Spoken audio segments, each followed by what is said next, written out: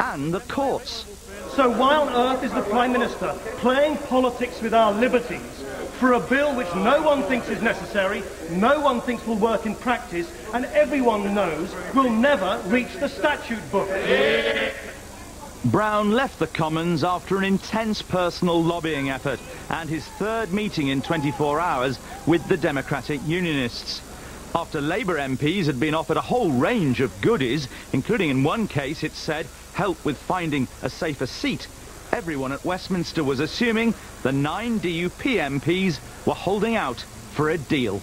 This whole process under Gordon Brown has been about concessions. Don't forget, we've gone from 58 days originally now to 42 days, allowing judges to authorise each 7-day extension, and now offers of compensation to anybody who's held beyond 28 days but not charged. Compensation up to £42,000. The debate was not a great parliamentary spectacle. Perhaps the best speech came from Labour rebel Diane Abbott. This is not an objective, evidence-driven act. This is the purest politics. This is about the polls. This is about positioning. This is about putting the Conservative Party in the wrong place on terrorism. And I put it to colleagues that we shouldn't pay ducks and drakes with our civil liberties in order to get a few months' advantage in opinion polls. After 5 hours, the vote. The ayes to the right, 315. The noes to the left, 306. Well, dramatic stuff there. A government majority of just 9 votes. The 9 members of the DUP. Indeed, the wife of the leader of the DUP, Iris Robinson, held her fingers up like that, 9 fingers, as other members of the House shouted, shame and pieces of silver. Of the 315 MPs who voted with the government, nearly all were Labour, apart from the 9 DUP MPs and 1 Ulster Unionist, 1 Conservative, Anne Widdecombe and Bob Spink of UKIP. Of the 306 who voted against, they consisted of nearly all the Tories, Lib Dems and Nationalists, and 36 Labour rebels, among them 7 former ministers.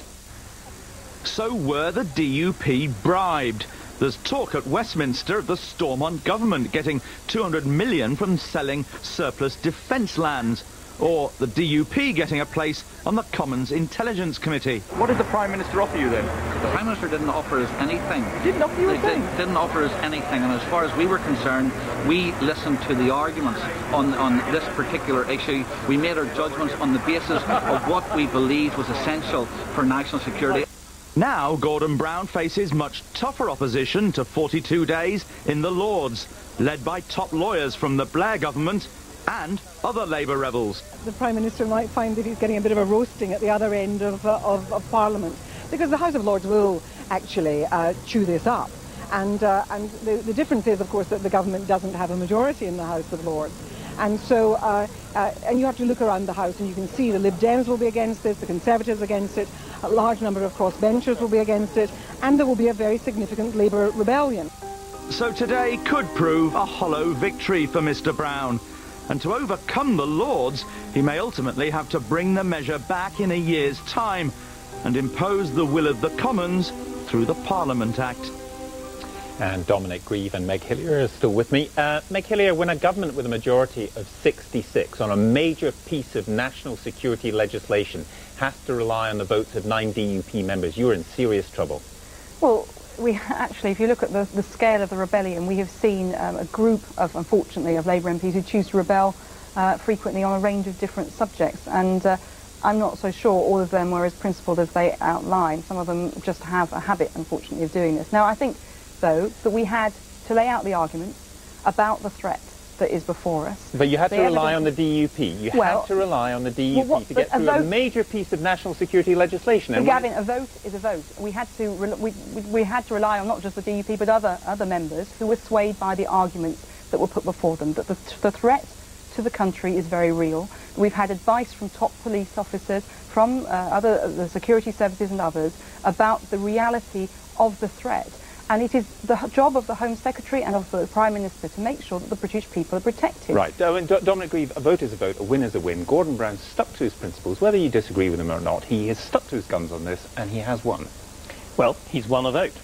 He has a very large number of backbenchers, some of whom are ex-ministers, like Frank Dobson, who voted against him, and there's another large number of backbenchers who were arm-twisted into supporting the government out of loyalty, even though they believe the measure to be wrong in principle, unnecessary and poorly drafted. We're going to continue this debate. It will continue in the Lords, it will come back to the Commons, I have no doubt, at the ping-pong stage, and the government will have to go through the same exercise in persuasion again. But can you explain, not just to the two-thirds of the British people who tell the opinion posters they're in favour of it, David Cameron dealt with that earlier today, but it is hugely popular. Sir Ian Blair, the senior police officer in this country, is in favour of it. So is Lord Stevens, his predecessor at Met. So is Peter Clark, one of the best qualified anti-terrorism experts in Europe, I think you would agree, and also the Association of Chief Police Officers. So your judgment is against all of them. The best protection we have against terrorism is our values and our freedoms. I'm a pragmatist. If somebody can give me a compelling argument for that we need to erode those freedoms to fight terrorism... Well, they have. All those police officers but they haven't. And many of them, large numbers of ACPO members, thought this was a bad idea. Some finally put their head above the parapet and said it wasn't. And the people who actually have to make the charging decisions, who will carry the can if somebody is not charged? The Crown Prosecution Service described this measure as there being no evidence of its necessity at all. So to push on with this measure, I think, I'm afraid, was simply the Prime Minister trying to establish his credentials for being tough, and it was a populist decision. And of course, if you want to be populist, we should have argued for 100 days pre-charge detention. Right. I'm not going to tinker around with our national freedoms in that fashion. Meg Hillier, it was a populist decision. This was to get Brown bounces back headlines, and you won't get them tomorrow. Well, I think perhaps I should remind Dominic that the government was defeated on a not dissimilar proposal only about a year ago. This proposal has changed because of the parliamentary scrutiny. The measures put in place, reports so that the Parliament agree the measure is invoked 7 days after its invocation, that there are proposals at each stage, that the judiciary have a very clear role.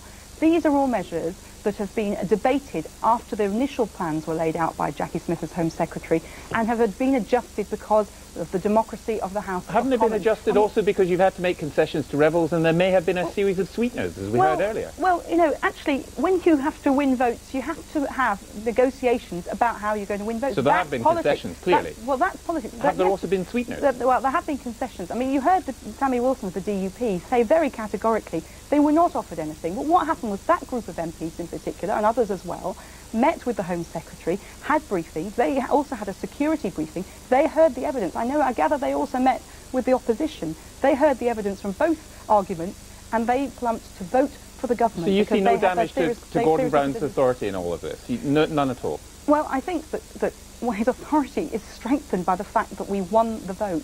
Actually, in politics, you don't run away from a difficult issue. You try and find a way to get the issues on the in an Act of Parliament, that you get them solved for the people by putting them in an Act of Parliament, and we have achieved that tonight. Dominic Grieve, people will understand that. They will understand a win is a win. They will. Well, the concessions were the worst part of it.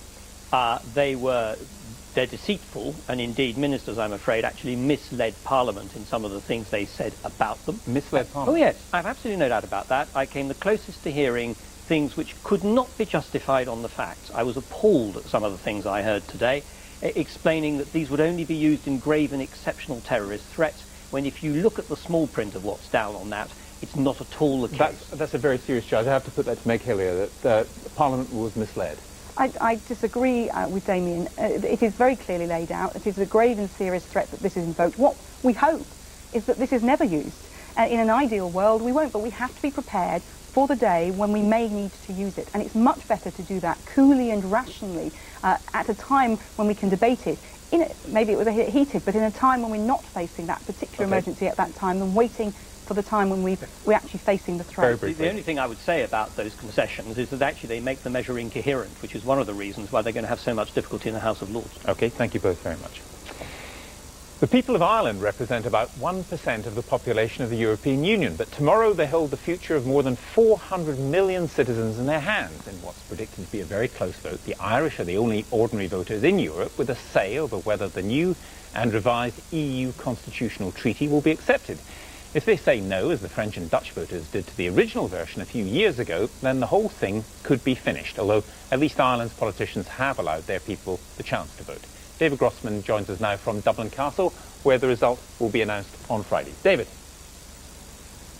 Gavin, the big problem that the Yes campaign have had is that there's no real big theme to the Lisbon Treaty. It does a lot of stuff. So therefore, it's really been impossible for them to run any other sort of campaign than one that says, trust us, this is good for Ireland. At the moment, you see, voters don't really trust politicians here. We've just had a big corruption scandal that led to the resignation of the Irish Prime Minister, Bertie Ahern.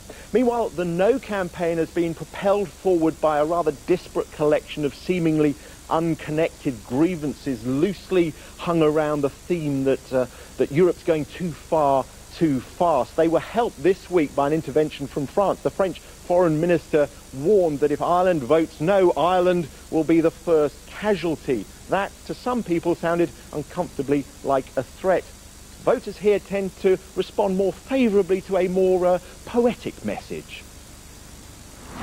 Dublin is a literary city. Arguably, it's given the world more works of genius than anywhere else. The public is used to arguing passionately about books, the output of writers like Wilde, Yeats, Beckett and Joyce. And just like Joyce's most famous work, Ulysses, very few people here have actually read the Lisbon Treaty. Indeed, one politician here said you'd be mad to even try. So the terms of this referendum debate are not so much exactly what's in here, but who do you trust to interpret it for you? One of the things you can do here also is listen. Joyce is a wonderful writer for the sounds that he's creating, and the sounds that you will hear... June brings Bloomsday to Dublin, when fans of Joyce remember the events portrayed in Ulysses. Tomorrow's referendum could be something of a doomsday for the European project, so I'm off on my own literary tour, guided by the text of the Lisbon Treaty. Ireland has done well from being part of Europe. Indeed, it's now one of the EU's most successful economies, and the people are generally pro-European. The odds on Ireland voting no seem slim, but recent polls now suggest an upset is possible. My first stop is to meet one of the No campaign organisers to find out what he thinks their appeal is. From being a net beneficiary of EU funds, Ireland is about to start picking up part of the bill for developing the EU's new Eastern European members. So, are the No campaign simply pulling up the ladder behind them? I don't know. I think that would be to take quite a cynical view. You know, that, I mean, you know, this kind of notion that we've done very well, the gravy train has ended now, you know, give the two fingers. I don't think that's the case at all. It's certainly not our position. The view is one of you know, basically of the larger democratic legitimacy of this treaty. It's not against, you know, we're not running a campaign against Europe. It is against a specific treaty which is taking Europe down a road very, very fast. And the passengers are kind of going, hang on a second, you know, let's just stop for a minute and let's decide and get agreement amongst all of us on where we're going. So, what's Ulysses all about then? Effectively, it's about everything. What Joyce has tried to do is put all of human life, if you like, into this book. And he chooses as his central character an outsider. And it's just as silly, really, to ask what the Lisbon Treaty is all about. It's big and it contains a lot of amendments to existing treaties designed, say its architects, to make an expanded Europe work better. It creates some new posts, like a full-time president of the council and a high representative of foreign affairs. In a very long book. These are complex matters. I mean, the treaty itself is extremely complex, very difficult to read, but even when you extract the specific proposals that characterise this treaty, and said you're fired to Gordon Brown. To debate them, it is easy for considerable confusion or uncertainty in people's minds to arise, and in a referendum, the temptation for the voter is then to either vote no or more likely to abstain. That I've ever held. Irish politics is going through a torrid time. In April, Prime Minister Bertie Ahern resigned in a corruption scandal. He denied any wrongdoing, but it has increased cynicism about politics generally. The Yes campaign is supported by all of the main Irish parties, apart from Sinn Féin. That in itself is enough to make some voters suspicious. My next stop is to meet the chair of the Yes campaign. What we are doing is coming together to agree a change of rules that will ensure that the European Union will work better, not just for Europe, but for Ireland, because we have done very well from our engagement in the European Union over the last 35 years. But yes, it is a bit confusing for some. There is an increased erosion in the trust that people have in Irish politics. I think it's related to a number of factors. Dear Margaret. Bit of a cheap shot, wasn't it? We thought it may gain us an advantage. No good. Tribunals here. And there's just that disconnect between the public and politicians, even though we have a very personalised form of politics in the Republic of Ireland through proportional representation. Ireland has said no before to the Nice Treaty back in 2001. Then the EU made a few changes to guarantee Ireland's neutrality, and a second referendum passed. So could that happen again if there is another no vote this time? It won't be evident after that vote what precisely the reasoning was in the mind of the electorate, and therefore it won't be easy to devise another protocol to the treaty or another constitutional phrase that would safeguard whatever it is that needs to be safeguarded, because we don't know.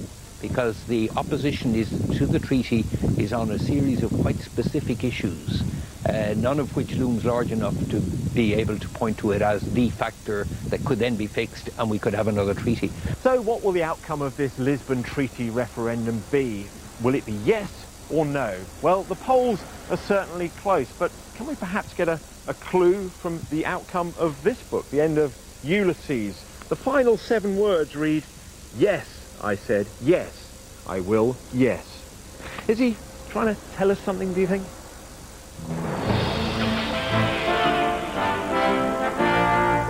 We are squinting, we are...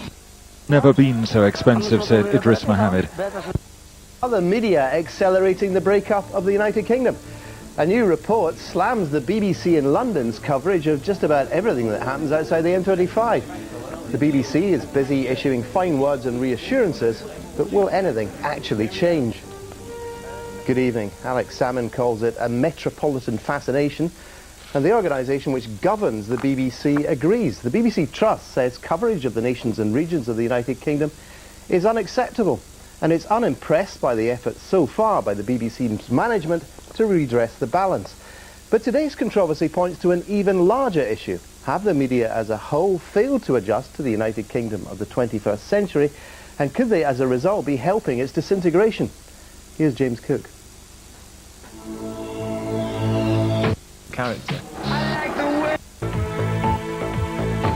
A new generation of nuclear power stations could be built in a few years. It's the safe, affordable and clean way of securing future energy supplies. That is the government's view. This broadcast on the 10 o'clock news last year is accused in today's report of failing to reflect the position in Scotland, where the SNP government set its face against new reactors. Ministers are calling it a new dawn for nuclear power, one that could see the strange domes of new reactors springing up at half a dozen sites across the country. Which country is the question, and it's just one example given by Professor Anthony King. Tonight it was brought in supposedly to improve community relations. It looks like being abolished to save lives. But it's giving the police the freedom to stop and search more. This was another example cited in the report. Newsnight accused of failing to explain that their stop and search story only applied in England and Wales. And even today, it was the pterodactyl impressions in the office. National news bulletins had failed to adapt to devolution. The study was commissioned after complaints that the corporation's national news bulletins paid too little attention to the Scottish Parliament and Welsh Assembly. But hold on, is that the Scottish Parliament on the BBC News Channel? Or is it the General Assembly on the Mound, which MSPs left 4 years ago? Oops. We did press the BBC to set up training for all its journalists on devolution so that they all should understand, and we pressed very hard that they are at least accurate. So examples of inaccuracies are something that I don't think we can accept. But the report is about more than mistakes made in the BBC's London newsroom. In fact, it's about the changing face of these islands, what Professor King calls the new UK. He says it's become a vast and sprawling policy laboratory in which all 4 parliaments and assemblies begin to learn from each other. A great opportunity, he says, for BBC journalists to confront policymakers with alternatives. But it's an opportunity which he says they're not taking. Basically, what he's pointing to is that there's been some fundamental change going on in the UK, and that across the UK, most citizens do not really grasp it. And the pressure point, therefore, becomes the public service broadcaster, inevitably, and the BBC, although it started off with good intentions 10 years ago, really hasn't kept pace with those changes. Of course, others are also looking at how TV in Scotland is responding to those changes. They include the Scottish Broadcasting Commission, set up by the SNP government. He is certainly touching on issues which we had found in our own work within the Broadcasting Commission, and I think to some extent, some of Professor King's findings validate some of the conclusions we were getting in our own work. I mean, particularly we found, when we did quite an extensive public attitude survey around Scotland, that there was substantial confusion among viewers of network news programmes. And the details of today's report on the BBC's UK-wide news coverage reflect that. It suggests that 37% of UK viewers find BBC reports are often irrelevant to where they live, a figure which rises to 45% among Scottish viewers. I think it's a very, very interesting finding, and I'm not surprised by the finding. Again, it's something which was coming through in some of the work we had done, and I think it illustrates, particularly for television news, it illustrates a very serious challenge that programmes now face in terms of, within 25 minutes, trying to do reports on the domestic agenda, the UK agenda, if you like, which work for everybody around the UK. And the research bears that out, suggesting